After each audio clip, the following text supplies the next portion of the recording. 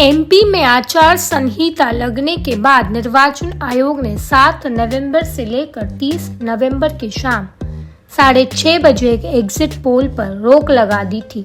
आयोग की समय सीमा समाप्त होने में कुछ ही घंटे बचे हैं। इसके बाद शाम से एग्जिट पोल के आंकड़े आने लगेंगे। इन सभी के बीच बीजेपी और कांग्रेस के दिग्गज नेताओं की धड़कनें बढ़ने वाली है, क्योंकि इससे कुछ हद तक उनको अपनी हार जीत का पता चल जाएगा। वही यह एग्जिट पोल बीजेपी के लिए भी खास रहने वाला है।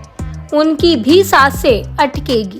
दरअसल बीजेपी ने विधानसभा चुनाव जीतने के लिए अपने कई दिग्गजों को चुनावी मैदान में उतारा है, जिसमें से कोई सांसद, कोई मंत्री, कोई पार्टी का राष्ट्रीय महासचिव है। इन दिग्गज नेताओं की विधानसभा सीट के एग्जिट पोल के नतीजों पर भी लोगों की नजर रहने वाली है। पार्टी ने 7 सांसदों को टिकट दिए हैं। मतदान के कुछ दिनों पहले केंद्रीय कृषि मंत्री के बेटे का करोड़ों रुपए के लेन देन का ऑडियो वीडियो वायरल हुआ था, जिसके बाद से सीएम की दौड़ में शामिल माने जा रहे मंत्री एकदम से बैकफुट पर आ गए थे। उस लीक ऑडियो वीडियो का दिमनी विधानसभा सीट की वोटिंग पर क्या प्रभाव पड़ा, यह एग्जिट पोल में सामने आने की उम्मीद है।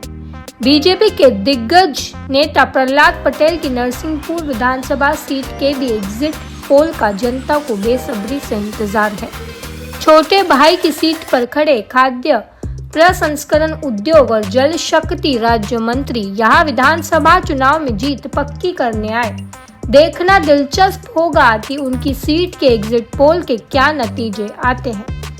बीजेपी के सांसद राकेश सिंह को महाकौशल के जबलपुर पश्चिम से प्रत्याशी बनाया गया।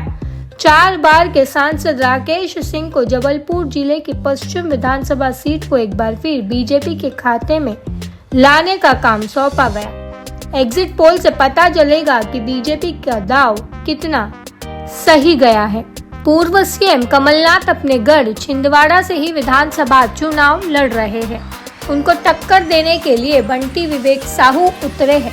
इस सीट के एग्जिट पोल के नतीजों को देखना दिलचस्प होगा कि बंटी साहू जीतते हैं या कमलनाथ एक तरफा जीत दर्ज करते हैं।